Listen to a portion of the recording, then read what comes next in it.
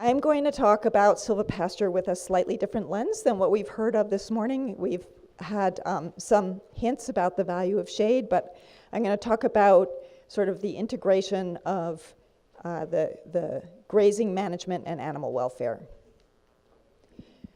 In addition to being nervous about following Steve and Keith and their wonderful pictures and everything, one of the reasons is silvopasture is a really complicated topic that we don't know a lot about. It operates at these big time scales between, the forages, which you manage sort of on an annual basis, and the livestock, which you might manage on a short-term basis if it's poultry, or a medium-term basis if it's ruminants, to the trees, which, as Steve mentioned, you could be managing on a 200-year basis, kind of hard to wrap your minds around.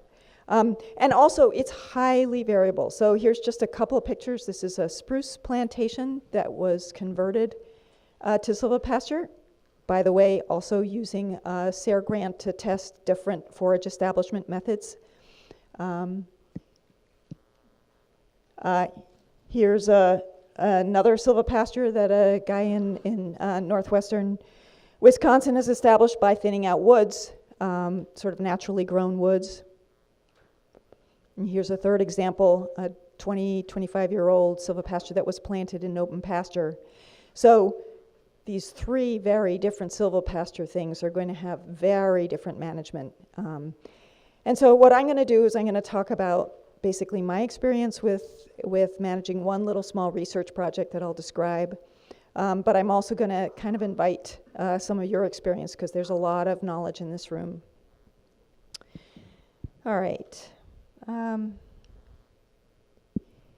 As Keith and Steve, I think, both mentioned, what you do with your silvopasture management really has to be driven by your goals. And so I'm going to talk about what happens when you kind of put the welfare goal on top. And why would we think about animal welfare? One thing is, I assume most of the people in the room are already doing grazing management or interested in grazing management. And as we've talked about, you have to do really managed grazing, not just throwing your animals outside on one piece of land and leaving them there. When we talk about grazing, there's often an assumption that it's good for animal welfare. But animal welfare is kind of a complicated concept, and it's got several different components. And the standard definition talks about 5 freedoms, and I've listed them up here. And I've marked in blue the sort of 3 components, the 3 freedoms that I think are kind of neutral in terms of animal welfare as to whether you're practicing conventional confinement livestock production or grazing. They're really more a question of how well you're managing the system. So, good nutrition and providing adequate water, you can do that in both systems. And if you manage it poorly, you can mess it up in both systems. Of course, if you manage poorly, you can mess it up in anything up in any system. But freedom from fear and distress is, again, more a question of knowing good livestock management skills. You could make an argument that there's some advantages to grazing, but if you do a good job, you can avoid the fear and distress. And again, pain, injury, or disease, it's complicated, but both systems can do a reasonable job. Freedom to express normal behavior, that's definitely better in a grazing system. But there's one area where a grazing system is often challenged, and that's this freedom from discomfort. And specifically when you have extreme weather, and that can be extreme cold or extreme heat. I'm going to talk more about extreme heat because in my research I'm working with cattle, and typically they're a little more resistant to cold, but I'm going to occasionally mention some considerations for protecting them from cold. So as I say, grazing systems are a little challenged, and typically I work in extension, and the way we've kind of dealt with that is to ignore the issue and not talk about the challenge of animal welfare in grazing systems. But it's sort of farmers are aware of this, and there's sort of kind of 3 ways farmers in grazing systems have dealt with it. One is you can take the animals into a barn, and that works great if you happen to have a barn. There's some challenges if you don't happen to already have a barn. It's expense, and one of the advantages of grazing systems is not having to invest a lot of money into those capital costs of buildings. The other thing is if you're managing a grazing system, when your animals are in the barn, they're not grazing. So then you have to move them back and forth. You know, if it's hot weather, you could have them in the barn during the day and out on the pasture at night, but it's extra movement and not ideal. Another thing that Keith mentioned is you can provide a shade structure. This is a picture of one that is being sold out of a company in Wisconsin that's gotten a lot of traction, at least in Wisconsin. Has anybody here used one or familiar with one? Okay, so maybe it's a little more of a regional thing. But I'm not sure exactly the price, but it's like $17,000 a pop. Some farmers love them. You can also build a shade structure for a lot less investment than that, but it's probably not going to be as easy to move around as this one. And then, of course, there's trees. So trees have some advantages, but as we've also heard, there's some real management challenges associated with trees. So just want to see what things I've forgotten to mention. You know, so trees can provide both relief from heat stress and protection from cold, but so that's one of the reasons that people are really interested in silvopasture is to provide that. And we've heard already about silvopasture is not one tree in a pasture. And some of the reasons why you don't want to do that have been talked about. Does anybody have any other reasons that weren't mentioned this morning about why you don't want one tree in a pasture? Lightning, exactly. So there's a big, someone mentioned lightning.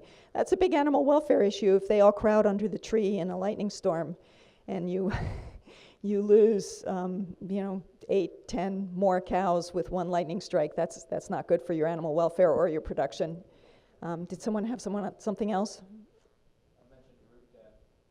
Of the tree, yeah. So it can definitely hurt the tree.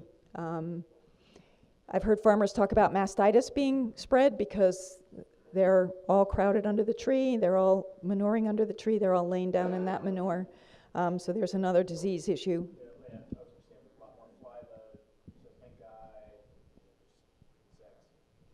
Right, so flies and pink eye being transmitted by them crowding together. So there's a lot of reasons. The main reason people often focus on is, and maybe you can see it in here, is that erosion that's happening. And this is a pasture that it's managed with rotational grazing, and yet that one area in that big open pasture where there's some trees is where you can see bare ground and you can see some terracing happening from the erosion and the compaction. And so the question is, well, why didn't the farmer just fence those trees away?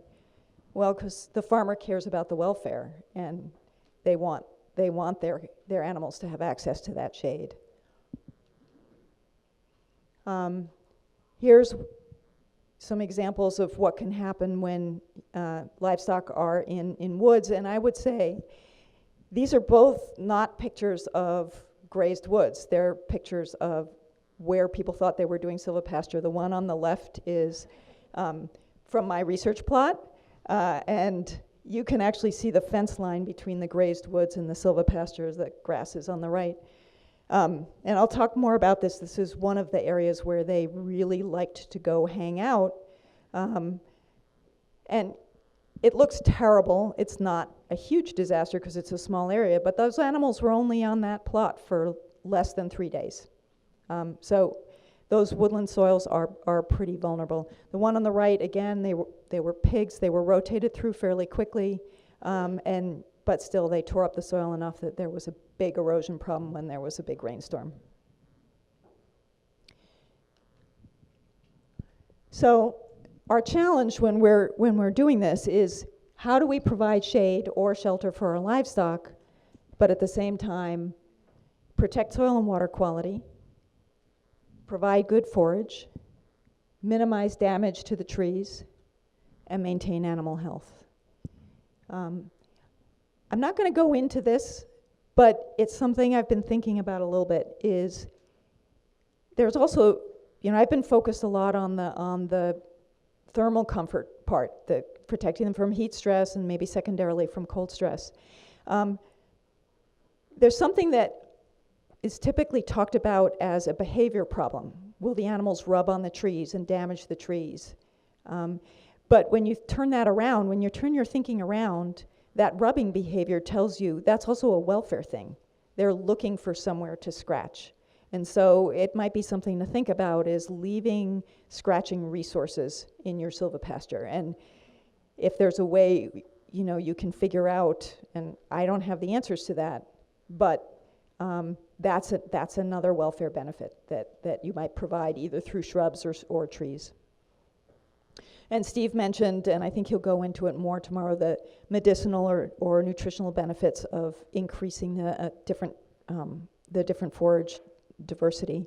Again, I'm not going to go into that. I'm going to go in a little bit into the opposite thing about worrying about toxicity. So we're putting our welfare goal at the center, and these are some of the things we're going to want to think about. First and foremost, the grazing timing and duration, but these are all the other aspects that kind of feed into it: the arrangement of the trees, the aspect of the slope, wind direction, the type of trees you're dealing with, what's the condition of your forage and fodder is going to affect your grazing timing and duration, but also your welfare goal. What's your water placement? And it's hard enough to balance two things.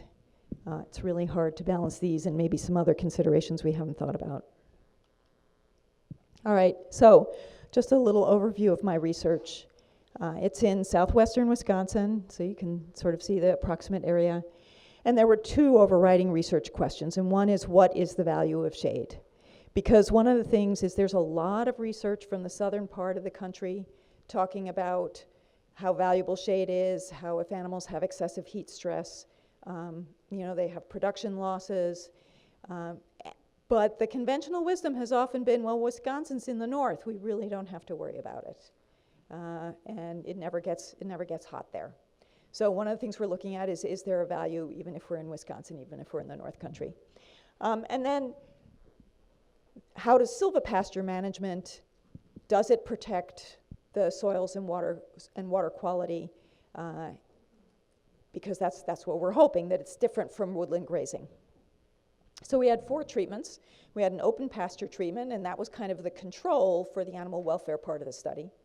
We had a silvopasture treatment, and that's where we thinned the woods and then planted a forage underneath. So very similar to what Keith talked about in his trial. We had a grazed woods treatment where we thinned the woods and didn't plant any forage underneath. And then we had a woodland control where we also thinned the woods, but there was no livestock access. So those are kind of the 4 treatments to keep in mind. Oh, okay. Yep. Is this with cattle? This is with cattle, this is beef cattle. Do you make any distinction with regard to the color of the cattle? We chose black-hided cattle so that they would be most likely to be a little sensitive to heat. I will say there were, the herd we were working with, we wound up having some red cattle in the mix. They were not impervious to getting hot. So I'll give you a little more on the details of that later, but absolutely the breed does matter in terms of their resistance. Any other questions? Were they stock cows or cows and calves? Cow-calf pairs was what we were using, yeah. So just a little bit about how we establish it. We went in and we thinned. We thinned to a 72 square foot basal area.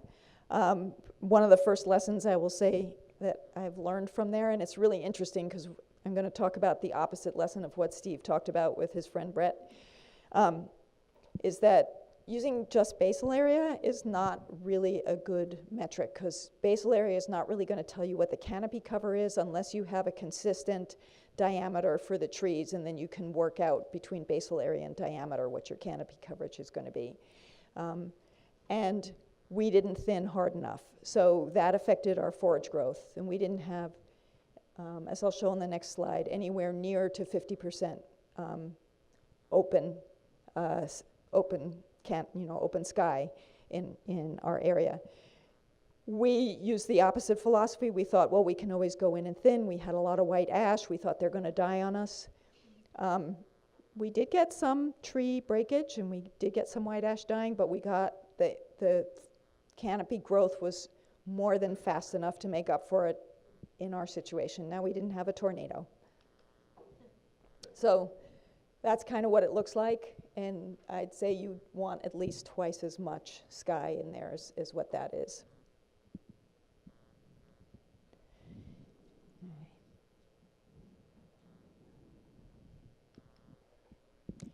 And just a picture, this is what the grazed woods looks like pretty early on.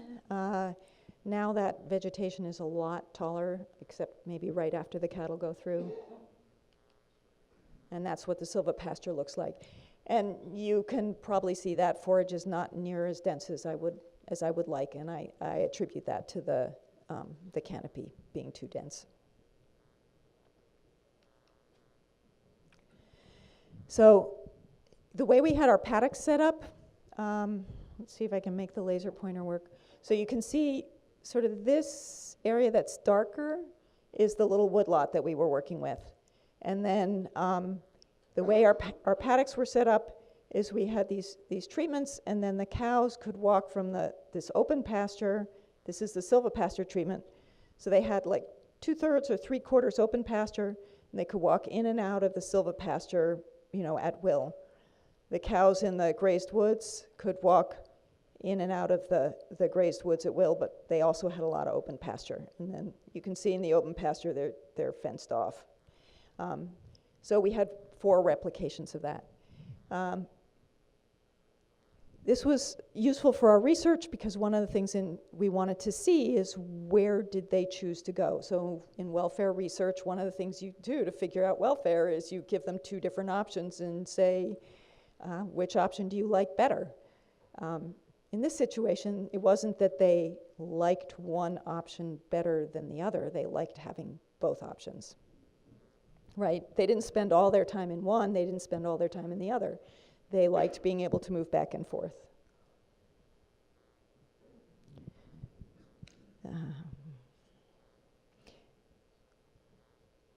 The other thing I would say is, and I'm going to talk about this more, there's different silvopasture designs you can do, and there's just a huge amount of variation.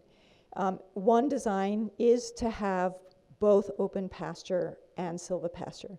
And I would argue that can give you a little bit of a cushion. In terms of the forage growth, in this case, the fact that they had open pasture that was easy to manage and where there was plenty of good forage growth meant, although I would have rather had better forage growth in my silvopasture, I wasn't too fussed about it because I knew they had access to plenty of good forage in the open area. You can also do silvopasture where the entire paddock is silvopasture, but in that case, you really would have to be a lot more attentive to what your forage growth is, I would argue. Yep. Where was the water located? Good question. So as Keith said, and I'll talk about that later. So the question was, where was the water located? We put the water in every case right at the opposite end. So we wanted to make sure that if they went into the woods, we knew they weren't just going to get the water, but it was also a management thing, and I'll talk about that a little bit. Yep. Yep. Yeah, so this was a research study, and so we were doing different pairs. So altogether, there were 60 cow-calf pairs, but there's 4 replications, so it was 5 cow-calf pairs in each treatment times 4, so 3, so it's, right. So you can imagine every time we wound up putting them on there, what a headache it was to sort those 60 cow-calf pairs into each of their treatments, because it was important to get the right one in the right treatment. It couldn't just be a random 5 in every single treatment. Did you have issues with them all trying to behave as a herd, where they all tried to go to the shade and then they all went back in the water? there definitely was, I wouldn't say it was an issue, but their herd behavior was definitely part of it. And when possible, the three treatments were side by side, and so when possible, they would act as a group. And so, so with the open pasture, not always, but frequently when the silvopasture and grazed woods ones were in the woods, the open pasture ones would be down there, if they could be. Yeah, so research is, or at least in my experience, is never quite as neat as, so I would never say this when I'm writing this up for publication, but so here, you can see this is the open pasture where they were supposed to not have any access to shade, but you can see there's like a couple of areas here. So when we forget to run the fence actually over here, then of course it's hot, they'll all hang out under the one tree over there. Was there a rotational element in? Yes, there was a rotational element, I'll get to that, yeah. So did the cows choose to go into the shade, and did the access to the shade actually reduce their heat stress? And the answer is yes and yes. So this is a little bit of a complicated graph, but I'll take a few moments to try and explain it. What you have here, the blue line, is temperature in the open pasture. Let's see. Temperature in the silvopasture minus temperature in the open pasture. Right here is your 0 line, so that's when the temperatures are equal. So when this line is above 0, it's warmer in the silvopasture, and when the line dips below 0, it's cooler in the silvopasture. And you can't probably read it here, but it's like right about between 6 and 7 a.m. that it crosses the 0 line. The little green bars is how many cows we could count that were in the shaded area. Now, we weren't out there 24 hours a day, so we relied on game cameras, and so sometimes you couldn't quite tell how many cows there were, and the way the game cameras were set up, they could slip in and out without us seeing them. But basically, what you can see here is as soon as it got cooler in the silvopasture than in the open pasture, they decide to go into the shade. And that was true for both the grazed woods and the silvopasture.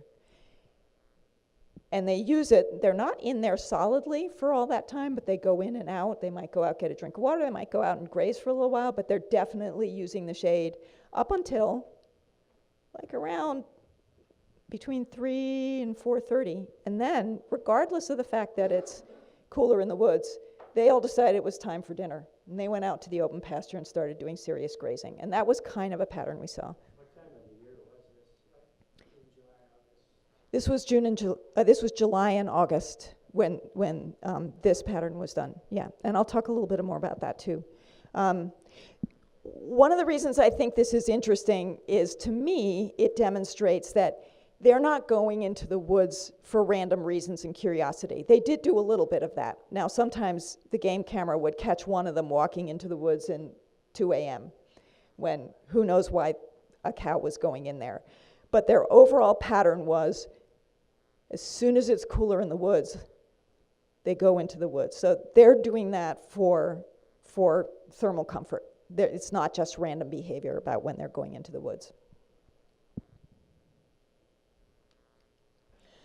So they're clearly liking to go in the woods, but is it actually reducing heat stress? And that's a little more complicated. And I will also say the 2 summers when I was collecting my data were 2017 and 2018, and they were relatively cool summers.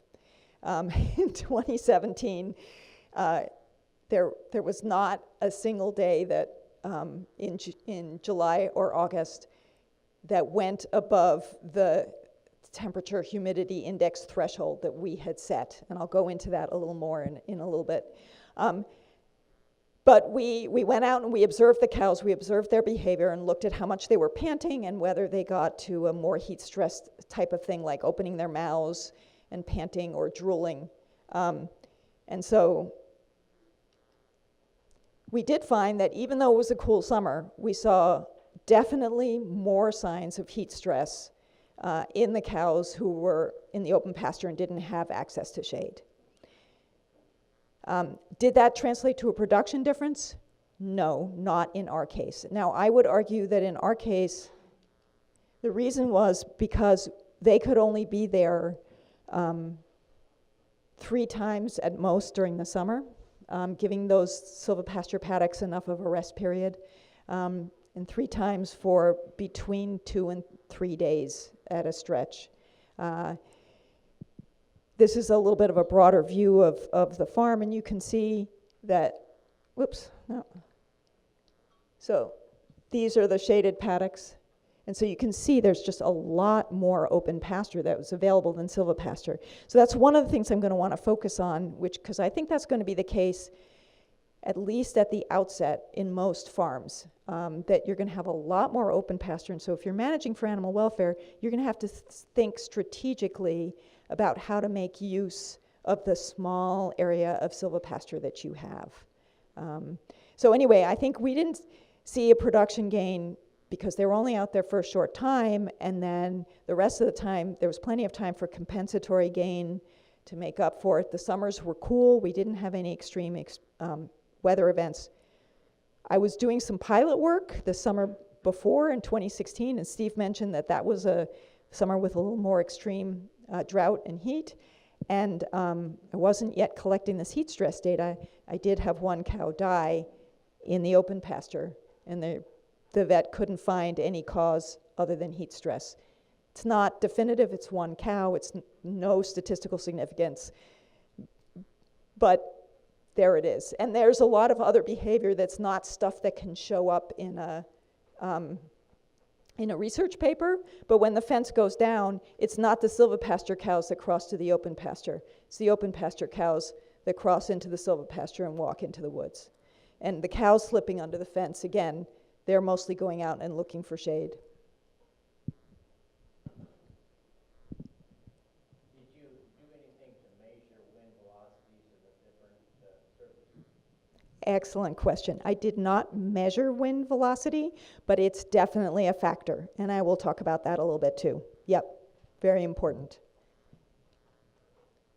So the challenge is you only have a little bit of silvopasture. How do you manage it? So this is a scenario, this is kind of an ideal scenario. This is a planted, mature silvopasture thing. And in this scenario, you can rotate the cows through sequentially, except of course, as Steve pointed out, it's not going to work out that way. But theoretically, you could. And because each of them has some shade, equal amounts of shade, and so you don't have to really worry about timing your silvopasture component. How many of you have a farm set up like this? All right. You can come up and tell us all about it. So this is a little more likely. You could, again, this would be a nice silvopasture setup, and this is the one where you have that open pasture. And the advantage of that open pasture also, going back in this one, I don't think Keith mentioned it. When you're establishing your trees in the pasture, one of the things you can do is make sure that you have them far enough apart, have your rows far enough apart that you can do really high intensity management of your pasture in between. So space them far enough apart that you can run your machinery through. When I did this sketch, I forgot about leaving turn places at the end of the field, but you would certainly remember that, or a chainsaw could take care of that, or a pair of pruners, or when they're young. So you can do that. You can make sure you have high quality forage. And as I mentioned, with this system, you've got your silvopasture, but you also have your open pasture, and the cows can move in and out. And again, you have a place where the forage is super easy to manage, and you can do that high intensity management. And someone already brought this issue up. So why did I put the water, instead of putting the water where 4 things come together and you could run a single water line out there, why did I put them double the number of waterers I need? Yeah, exactly. So since they're going to want to hang out under the trees, and they're also going to want to hang out by the water, and both of those are going to be high impact things, you want to separate those two sort of factors for excessive impact. So here's another, again, this is kind of the flip side of the one we had before, and this is not uncommon. Does anybody have something like this where you have your pastures and you've got woods around them? So at least there's one hand up that's like that. And this is a real nice setup that allows you to go in. As you can see, what I've drawn here is you've got the dense woods, and what you can do is maybe you had your fence going up to the woods. You can move your fence a little further back and thin out the woods along the edges and open them up and plant some grass in there. And I stole this next slide from a really nice presentation a guy at University of Missouri put together about the economics of silvopasture, and you can find it, I think it's on the web. So if you put in economics of silvopasture and the word Godsey, who's the guy who put together this presentation, it's just a really nice summary of some work he did. But you can see here's an actual farmer who had exactly that situation with woods surrounding all his pasture, and he thinned out the edges. And he found in his situation that he got some really nice production gains, both in better calving success and better weight gain by every single paddock having a little bit of access to shade. All right, but most likely you're going to have a scenario like this. You're going to have a little bit of woods at one edge, and if you just try to rotate them through looking at your regular forage, you're going to have a couple of problems that show up. And the first one is, inevitably, I argue, the hot weather is going to hit, the hot weather is not going to hit when they're in these 2 paddocks. It's going to hit when they're in these 8 paddocks. So the first question is, how do you deal with that timing? Any thoughts? We put in lanes. Everything is daisy chained, and it doesn't work in the summer. So we put in lanes so we can take them from the far end of the farm to the other far end of the farm where the trees are. Okay. So I don't, Steve was saying, was saying they put in lanes, and so it's, even though everything was daisy chained, that's not the way it works in the summer, so they put in lanes, so based on the weather, they could take them to the right place when the weather demanded it. And so you need to take the weather into account, but one of the things you need to do is you need to not graze those shady areas when the weather's not hot, because you want to save that forage. So in my research area where we had those tiny amounts, what we used this temperature humidity chart, which basically says, it says you have to consider humidity as well as temperature in figuring out what the heat stress is going to be. And it steps it up. So the white is the animals are not going to have any heat stress. And you see the temperature on the vertical axis and the humidity on the horizontal axis, and then you sort of go across and find where you are. And the light yellow is they're uncomfortable, but it's probably not a danger zone for them. And then that orangey color is you have to start being watchful. So we wanted to use a temperature humidity index of 79. As I said, in 2017, we never got that. So we went for the next best. In 2018, we got that for short periods during the day, but not for a long period during the day. But it's not unusual to get that even in Wisconsin, at least for a short period of time. So that was the first thing. There are also apps. There's a heat stress app that you can put up. So that was what we did. We used this temperature humidity threshold. So to put them on the small area that we had. So that's great, right? What could possibly go wrong with that? Nothing, right? Good system. The weather's going to cooperate, and it's going to be hot every 30 days. Yeah. So, just having 2 paddocks, I mean, yes, that's definitely one thing you do. I would also say you might want to, in this case, see if you could make 3 shade paddocks rather than 2 shade paddocks by flipping the fence. So people have already brought up the water thing, so people can guess why I moved the fence and had them out of the stream. You could also, instead of fencing them out of the stream and providing separate water, you could also just make sure you had a better stream access area that you engineered in a way that the cows weren't going to spend all their time in there. But especially if you just have a little bit of silvopasture, if you have a little bit of shade and it's right where the stream is, that's just going to be a magnet, and they're just going to hang out there and beat it all up. The other advantage of flipping the fence here is that, again, instead of having this paddock before that was almost all trees, again, I've got some of that open pasture where that's easier to manage. You can move your equipment in and not all closed. The other thing is, this was probably more of an issue for the research, but sometimes the weather forecast is wrong, and so you decide you're going to move your animals somewhere, or they don't tell you it's going to be hot.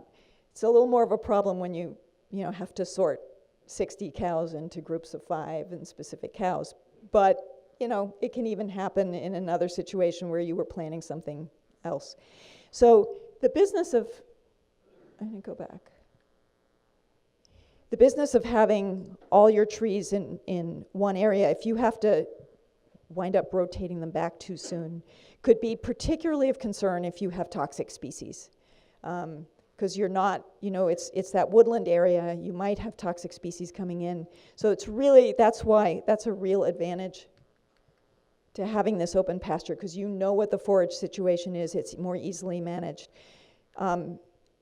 As Keith and Steve both said, if you have toxic species, most of the time your livestock won't eat them as long as they have something good to eat.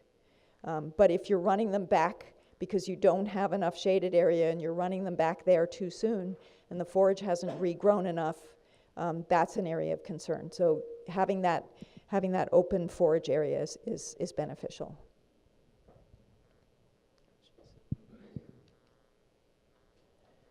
So, yep, here's a picture again. This is my research site, and you can see the wire separating the grazed woods from the silvopasture. And my experience in this one site is that where I planted grass, there might be an occasional toxic plant, but way less. Where I didn't plant grass, whatever was there came in. And in some cases, it was something that the animals liked to graze quite a lot, like nettle. But in other cases, it was either things that maybe was good forage, but they didn't like to graze, like thistle. But also we had this white snakeroot come in. We had pokeweed come in a different area. In these grazed woods plots, it was never a problem for our cows. Again, I think because they had access to plenty of good grass out in the open pasture. So, if you're not sure about how effective your forage management is going to be, that's kind of a safeguard, is to make sure that every single one of your silvopasture paddocks has access to some of that open pasture that you can keep a really good eye on and manage. So there's more heat stress factors than temperature. The temperature humidity index takes humidity into account, which is a really important component. The other thing to think about is we tend to really focus on the high during the day, but the low at night can be equally important. So, and that's another reason for your paddock to have open. As you recall from that earlier chart, the shaded area is cooler during the day, but it's actually warmer at night. So unless you're going to move your animals twice a day, if they can get out in the open at night, they can cool down better at night than if they're only in a shaded area. So that's another advantage.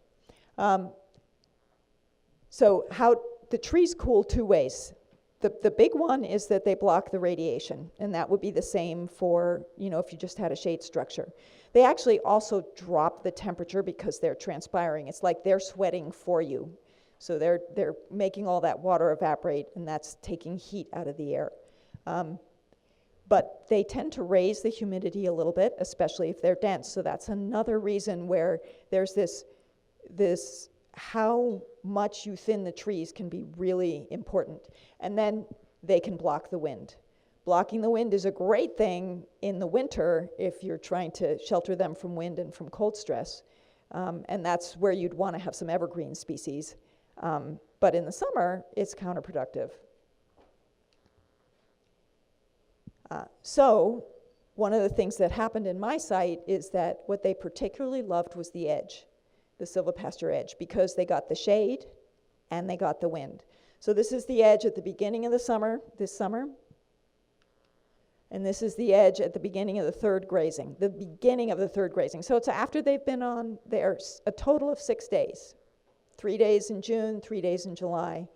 Less than 3 full days, part of a day and 2 full days. So, they beat it up quite a lot. But I would go back and say, this area looked like this at the end of 2017, and by the beginning of 2018, it looked like this again. So if you don't let it go on forever, it's okay, but keep an eye on it. It's important to keep an eye on it. And it's a little hard to tell. I'm not a great photographer, but you can see, you can see that there's less growing on the edge, even though it gets more light towards the end of the season. This is much shadier, so the forage should be growing less, but they just don't spend as much time in there. And there's the fence going through, separating the 2 plots, and this is even more beat up because there was no forage there. There was actually grass growing there already, but it wasn't planted, so it wasn't as dense, and so it really got beat up. But they don't always do what you'll expect. I mean, the wind can be a little more complicated, so it's not just that edges are always windier. So here's the two plots I just showed you, and they hung out with the orange, they hung out at the edge. But a totally different pattern emerged over here. That was their favorite plot. So that was the thing I showed you earlier, was really what really beat up. So any guesses as to why that was? I will tell you that the orientation of this picture is north, up, west, this side, east, that side. Wind direction. Wind direction and slope. So, yeah, exactly. So in the summer, the winds on those hot days, the winds is coming from the southwest. And so right here, the wind is just coming right to the edge, and it's also windiest at the edge. But here, it's going over the hill, it has to go through the woods. So there's not that much more wind at that edge. And I was mystified about why they hung out there until one day when I was walking through there, and you walk through that little spot for whatever reason, and you can't tell it from looking at the trees, just picked up a little bit of a breeze. And so they loved hanging out there. So you can't always predict it from looking at a map unless you're someone who's a lot more sophisticated about understanding wind directions and stuff like that. So I would say you have to watch your animals, look at what impact they have. And I would say when you have those things, those high impact areas, what I found is it's not ideal, but if I just went and scattered a little more seed on there, then by the beginning of the next year, it had at least somewhat recovered.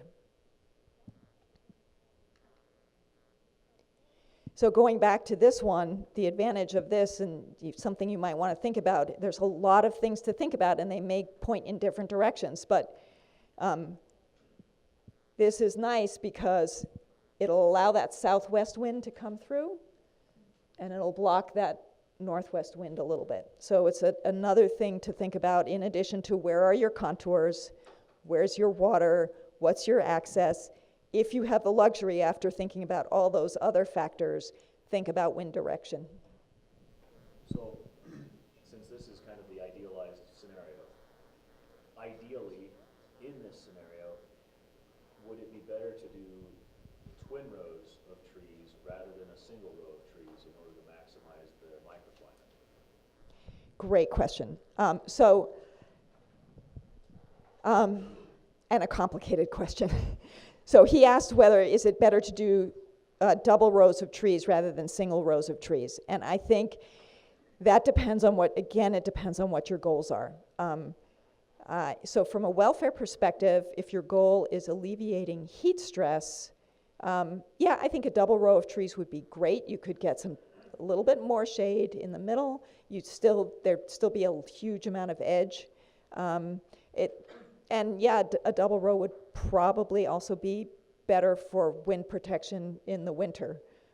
You could also play around with maybe trying things like having some evergreens interspersed in there, or have one row be evergreens.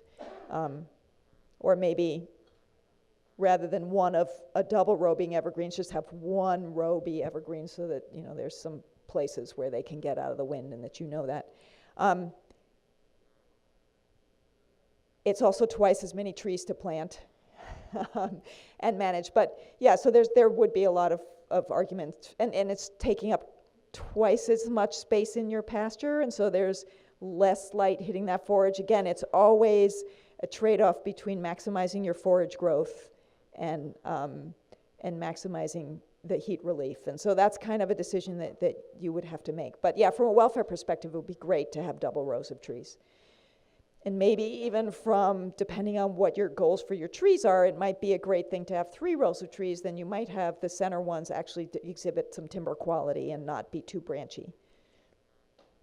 But then you're giving up much more of your pasture space. Other thoughts? Time check, okay. All right, I want to talk a little bit about balancing those soil impact things. So what was the impact that we found in our site for letting the livestock in versus the woods where the livestock couldn't go? And there's definitely a difference. This is our numbers from the spring of, the change in how much, basically, I don't want to say soil compaction, but how hard it was to put a probe through the soil between the spring and the fall. And as you can see, the blue lines, those were where there were no cattle. And in that case, the soil must have been a little moister the day I went out and did those probes. And so it was a lot easier to get the soil probe through where there had been no cattle all summer. Where there were cattle, even just for short periods, it was harder in the surface layers to get the probe through for both the silvopasture, which is the red, and the grazed woods, which is the green. Once you got lower than, I didn't want to show you all of my data slides, but once you got lower than 12 or 15 centimeters, those differences start to kind of go away a little bit. But this is a complicated graph, but just to keep in mind, so the black line shows what the soil resistance was, how hard it was to push the probe through where there'd been no cattle. The blue line is where there was silvopasture, how hard it was to push the probe through, and the orange line was grazed woods. And then here is how deep it is in the soil. So in the surface, 15 centimeters, there's a difference. And then, as I said, as you get deeper, those lines get closer together, and by 30 centimeters, there's no difference, really, and there's no statistical difference below 15 centimeters that they overlap. The key thing, though, is this dotted red line is where you start being concerned about soil compaction. So the cows were only on there for less than 9 days over the whole course of the summer. If they were on there for a lot longer, it would be a different story. But since they were rotated off, yes, we see a difference in soil, in the sort of density of the soil, but it's not even coming close to the level where it's a big concern in terms of plant growth. Do you have a question? And then, so from that perspective, we didn't really see significant differences in terms of soil compaction or in terms of how much they went into the woods between the silvopasture and the grazed woods. And so that raises questions, so why plant the grass? So there are some differences between them, and then the other thing I would argue is we're only looking at 2 years, 2.5 years of doing this trial, and we might get some things be a little more stark over a longer period of time. So again, going back to, this is the area they were spending equal amounts of time. Again, they were exhibiting herd behavior, so they wanted to be next to each other, the two groups of cattle. So they were all huddled in this same corner, and it was also where a little bit of breeze came through. And they beat up that corner of the silvopasture. It was definitely the worst looking grass in the silvopasture plot, but even so, it's not near as bad as what it looks like in where we didn't sow a forage understory. And the other thing is again, if you plant the grass, at least in my experience, it did a really, for spending just that little bit of time broadcasting that seed and a little bit of money in that seed, it did a really good job of keeping the things that you didn't want more or less out of there. Did you graze that on the establishment year when you seeded that? So it was a mixed bag. So I seeded it at the end of August of 2015. And as I said, 2016 was a pilot year. And part of the reason why 2016 was a pilot year was that the grass only took well enough to graze in 2 of my reps, in reps 1 and 2. So we grazed those 2 reps in 2016, and then we went and reseeded the other 2, and then the grass was good enough in 2017 to graze them. One of them had a really big garlic mustard infestation, so we had to do a little bit of hand weeding and then run a bunch of heifers through there to trample it and trample the seed in. So it took a little work. Did you treat them for, like, bugs, flies, prevent it? No. And they definitely, on days when there were a lot of flies, there were also a lot of flies in the woods, like the reduced wind. I didn't do fly counts. They were pretty bad out on the pasture, too. But they certainly weren't any better in the woods, so it didn't help with that. Did you look at manure distribution? I did not look at manure distribution in a systematic way. I would say there's definitely more in those little spots where they like to hang out, but there was manure sort of throughout the plots. Yeah, that's an interesting question. We did soil sampling before, and we did soil sampling this fall, but we aggregated our samples across the plots, so it wouldn't tell me whether, there was a concentration of nutrients in one area. Were the woods plots more opened up the second year you grazed than they were the first year? The woods plots were very inconsistent. That was one of the things I would say. So when you leave it to chance, you get different things in different situations. So one woods plot had a lot of this pokeweed and a lot of nettles. Another wood plot had a lot of snake root. Another one was just monster thistles. But they were... No, what I'm really asking is, were they more opened up in the terms of the woody plants? Was there more light getting into that they... second year than there was the first year? Oh, no. So with all of those, we thinned the overstory before we started. These plots were so dense before we started that there was very little shrubs except at the edge. So we only had shrubs at the edges, and we actually had a little more shrubs moving in, especially in the woody areas, because of opening up the canopy and getting a little more light to the understory.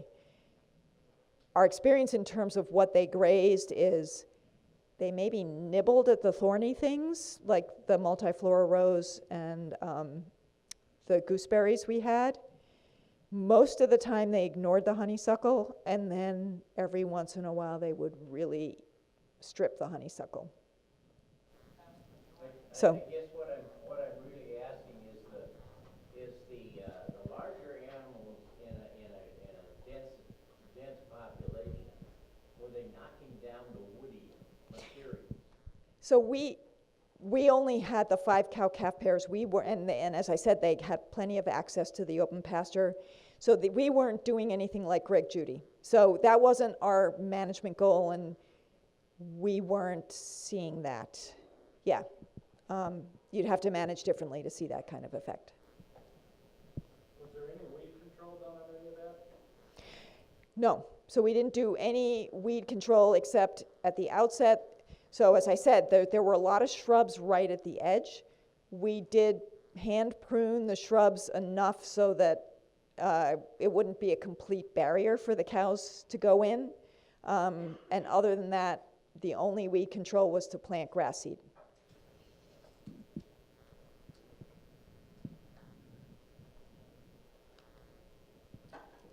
So I'm just about done here. just to summarize things, silvopasture can improve animal welfare. We talked before about that there is no silvopasture label now. There's only a grass-fed label. I think that we've really ignored that welfare component of grazing, and I don't think it's inconceivable that in the future people will ask about that, but it's not there now. So it's a question of your concern for your animals. We didn't see production issues, but there have definitely been production issues shown in more southern climates. I think if you had more season-long access, you could see production differences.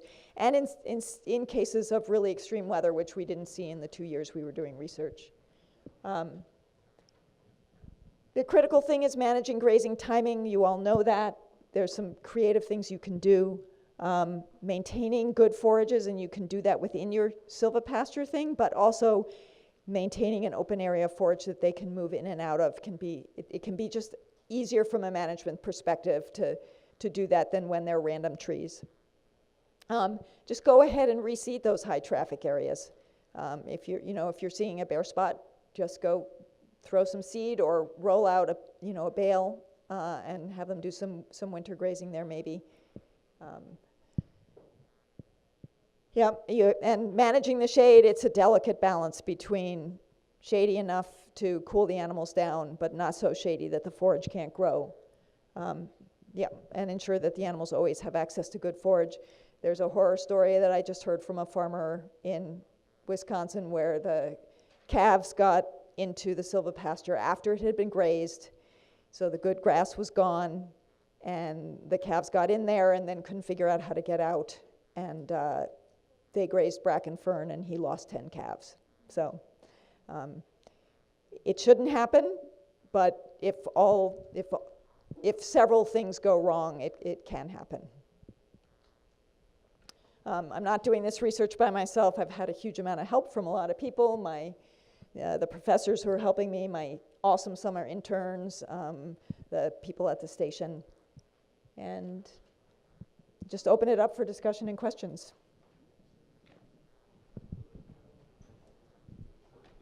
What are the signs of heat stress in cows? Signs of heat stress in cows. So I didn't grow up with cows, and so learning how to do this, now if I could start over again, I'd be better at doing it. The first sign, and it comes, I think, after the cow's feeling uncomfortably hot, because she's already gone into the woods before she does any of this, is just an elevated breathing rate. So a normal breathing rate is up to about 90 breaths per minute. Now, what I found when I was trying to time their breathing is none of these cows would stand still for a minute and allow me to count breaths, or even for a certain number of seconds. I then was told by someone, what you do is you don't count the breaths in a specific time period. What you do is you stand there with a timer and you time how long it takes you to count 10 breaths. Well, they don't even take 10 breaths without twitching for flies or moving somewhere else, but it's closer. So the first thing you do is look at that.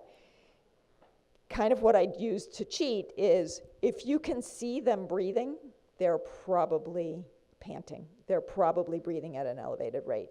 If you look at them and you can't really see their flanks moving, they're probably okay. So I would say that would be the first thing I would look at. By the time that they are clumped together in a group, they're really hot. By the time their mouths are open and by the time there's any kind of foam, they're really hot. And then after losing that cow the first year, we basically had a protocol that if we saw them doing that, if we saw them getting to that point, we would take them off the open pasture and let them have shade. We never got that hot weather again, but that's already a danger sign if they get to that point where their tongues are sticking out, their head is hanging down, and there's foam. Again, I didn't grow up around cattle, so it was a little confusing. Sometimes they'll drool a lot, just if they're ruminating or maybe if they're in heat or something like that. So drool is a sign, and it's kind of, you have to use your sense. Are they also panting? If they're not also panting, if they look happy and comfortable, if they've just been grazing, it's probably just because they're messy ruminators. Any other questions? Just curious how many of you have trees in your systems now? So the majority of you. And how are you managing it? Are you thinking about the shade component, or are you managing it in other ways?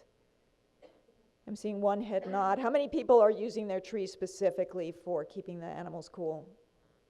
So yeah, a few, but not all of you. Okay. Knowing what you know now, would you have changed your research if you could start again?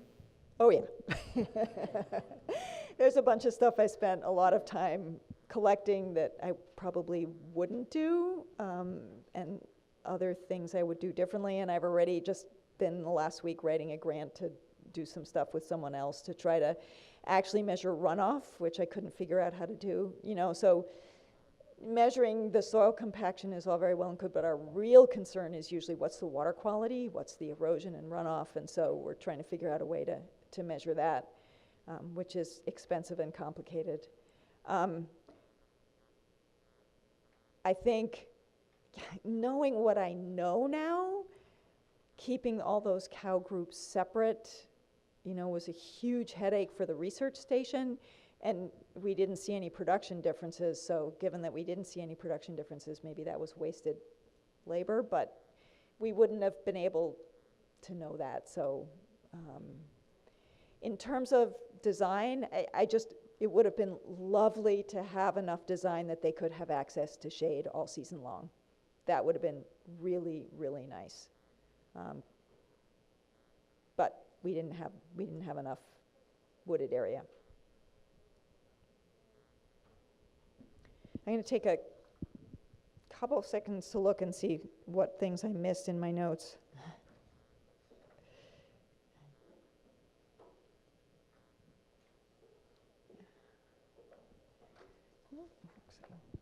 Oh, just one little thing. We had those Dehesa systems up, and those are always used as the example of, a really great silvopasture system. And, people have spent 500 years perfecting that system, and it's a great system. So we're just starting. We've just been looking at how to manage the grazing in these systems here in the Midwest and in the Northeast for maybe 10 years at most. So, you're the ones who are going to be developing that system. It's not, those of us who are doing research are responding to your observations and your questions. And that's how we can design better research, is find out what your specific questions are. So, yeah.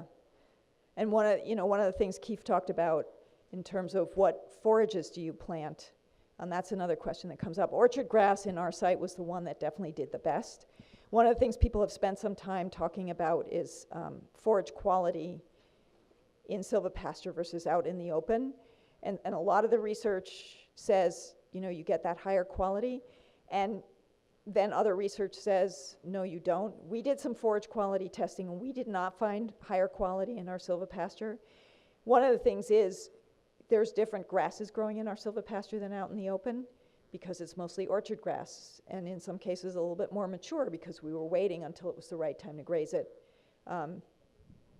Actually, I'll go ahead because I did throw that in case we had time to look at this. So this is July 2017 and August 2017 forage quality, and on the left, the medium blue is the open pasture forage quality, the dark blue is the silvopasture, and the orange is the grazed woods. So we also collected the forage from the grazed woods, and one of the things that extension and foresters have kind of said is, don't let your animals just into the grazed woods because there's nothing there for them to eat.